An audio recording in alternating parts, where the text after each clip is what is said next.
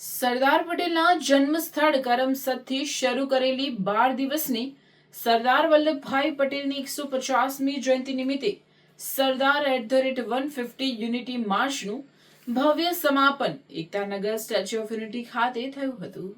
સમાપન સમારંભમાં સૌ પ્રથમવાર ઉપરાષ્ટ્રપતિ પીસી ઠાકોરનું આગમન થયું હતું, સાથે ભવ્ય સ્વાગત કરાયું હતું।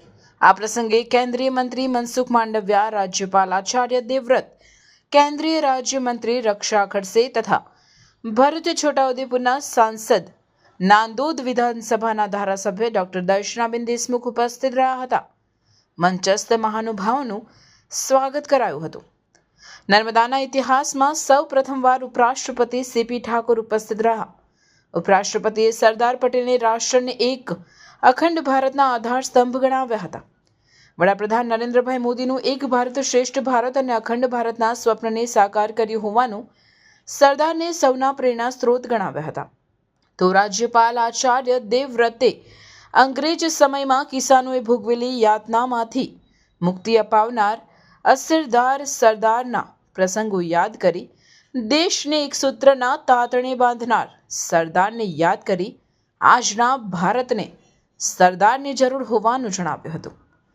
જ્યારે રાજ્યના મુખ્યમંત્રી ભૂપેન્દ્ર પટેલે સરદાર સાહેબના એકતા, અખંડતા અને રાષ્ટ્રભક્તિના સંદેશને જન જન સુધી પહોંચાડવા માટેની આ પદયાત્રાને ઐતિહાસિક યાત્રા ગણાવી કરમસદથી શરૂ થયેલી એકતા પદયાત્રાનું સમાપન સરદાર પટેલની પ્રતિમા સ્થળે યોજી પદયાત્રાનું ગૌરવ વધારી 11 દિવસની ગામે ગામે પદયાત્રામાં સરદાર સાહેબના વિચારો અને એકતાનો સંદેશ લાખો લોકો સુધી પહોંચ્યો હોવાનું અને સરદાર સાહેબના જીવન મૂલ્યો રાષ્ટ્રીય એકતા, શિસ્ત, સમર્પણ અને સેવાને ચરિતાર્થ કરવાનો સુંદર પ્રયાસ જનસમૂહ દ્વારા જોવા મળ્યો હોવાનું જણાવ્યું હતું।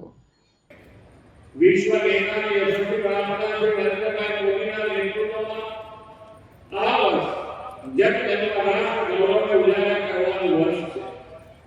આપણા રાષ્ટ્રની વંદે માતરમની રચનાના 150 વર્ષ, સુશાસનના પ્રણેતા ભારત રત્ન સરદાર વલ્લભભાઈ વાજપેયીની જન્મ શતાબ્દી પણ આ વર્ષે ઉજવાઈ રહી છે।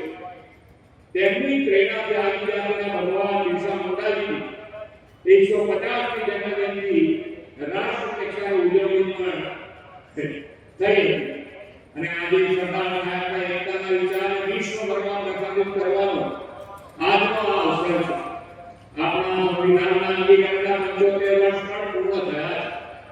સંવિધાનના ઘડવૈયા ડોક્ટર બાબા સાહેબ આંબેડકરની આજે પુણ્યતિથિ મહાપરિનિર્વાણ દિવસ ડોક્ટર બાબા સાહેબની પુણ્યતિથિએ તેમને શ્રદ્ધાપૂર્વક વંદન કરું છું।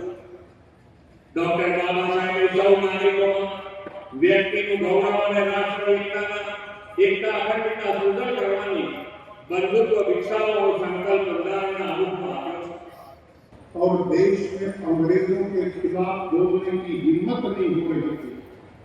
ऐसे समय में गुजरात की धरती में बारडोली के किसानों के ऊपर अंग्रेज ने जो अत्याचार किया, उनकी भूमि पर कर 3-4% से सीधा 22% किया और कुछ किसानों की धरती पर 60% भी उन्होंने कर लगाने का काम किया। इस देश का किसान उस समय कई प्रकार से गुजर रहा था और किसी भी प्रकार का कोई सरकारी सहयोग इस समय होता नहीं।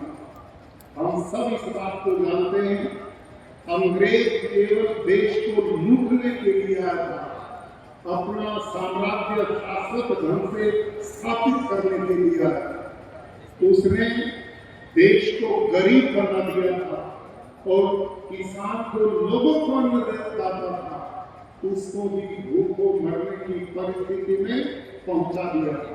एकता के सूत्रधार, भारत के बिस्मार्क सरदार वल्लभ भाई पटेल की 150वीं जन्म जयंती पे युवा कार्यक्रम एवं खेल मंत्रालय ने यह यात्रा आयोजित की, जिसमें भिन्न भिन्न प्रदेश के आए लोगों ने अपने विचारों को साझा किया। जब हम यहाँ पे आए तो हमने देखा कि स्वदेशी की भावना कितनी बलवती हो सकती है। जब हम आए तो यहाँ देखा कि आतिथ्य के प्रभाव से व्यक्ति किस प्रकार से चीजों को बदल सकता है। और अंत में जब हम यहाँ पे आए तो हमने देखा कि यह यात्रा केवल पैदल चलने की यात्रा मात्र नहीं है। यह यात्रा सरदार वल्लभ भाई पटेल के विचारों को आत्मसात करने की यात्रा है। और यह यात्रा विकसित भारत संकल्प के महामंत्र के एक आहुति की यात्रा है। मैं अगर जो अनुभव की बात मैं अपने अनुभव की बात करूं तो सबसे जो शानदार मेरा अनुभव है वो ये है कि भिन्न भिन्न प्रदेश के लोगों के द्वारा भिन्न भिन्न चीजों को सीखने का मौका मिला। और साथ ही साथ हमने इस बात को भी समझा कि यदि हम पैदल चलते हैं तो न सिर्फ यह पदयात्रा होती है अपितु विचारों को आत्मसात करने का यह एक महायज्ञ भी होता है।